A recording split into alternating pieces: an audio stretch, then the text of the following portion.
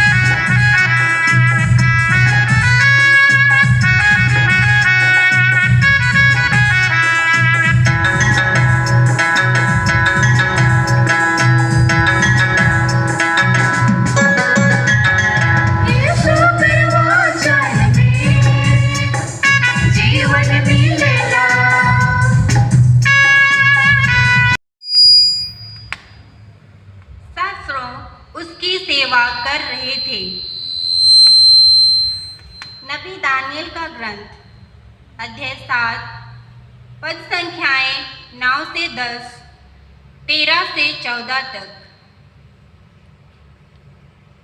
मैं देख ही रहा था कि सिंहासन रख दिए गए और एक वयोवृद्ध व्यक्ति बैठ गया।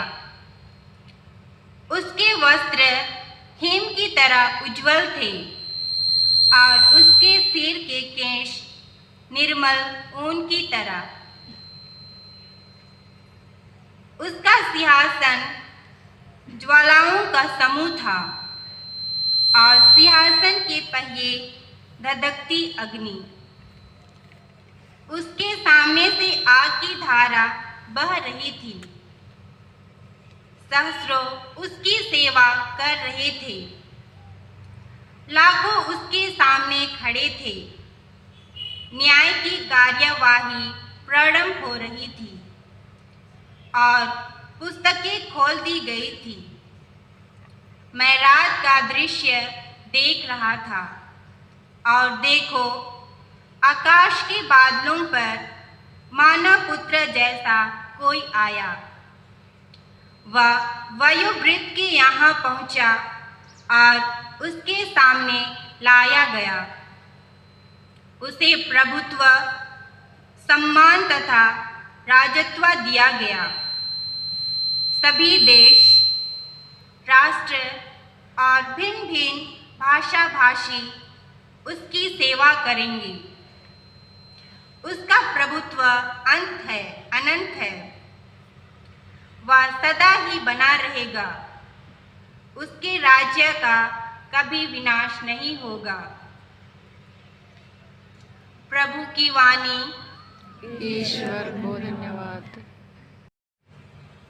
दूसरा पाठ प्रकाशना ग्रंथ अध्याय 12 पद संख्याएं 7 से लेकर 12 तक।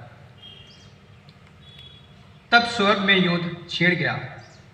मिखाएल और उसके दूतों को पंखदार सांप से लड़ना पड़ा। पंखदार सांप और उसके दूतों ने उसका सामना किया, किंतु वे नहीं टिक सके और स्वर्ग में उनके लिए कोई स्थान नहीं रहा। तब वह विशालकाय पंखदार सांप, वह पुराना सांप जो इब्लीस तथा शैतान कहलाता और सारे संसार को भटका देता है, अपने दूतों के साथ पृथ्वी पर पटक दिया गया। मैंने पृथ्वी में से किसी को ऊंचे स्वर से यह कहते सुना, अब हमारे ईश्वर की विजय, सामर्थ्य तथा राजत्व और उसके मसीह का अधिकार प्रकट हुआ है, क्योंकि हमारे भाइयों का वह अभियोक्ता गिरा दिया गया जो दिन रात ईश्वर के सामने और उन पर अभियोग लगाया करता था। वे मेमने के रक्त और अपने साक्ष्य के द्वारा उस पर विजयी हुई, क्योंकि उन्होंने अपने जीवन का मोह छोड़कर मृत्यु का स्वागत किया। इसलिए स्वर्ग और उसके निवासी आनंद मनाएं। प्रभु की वाणी।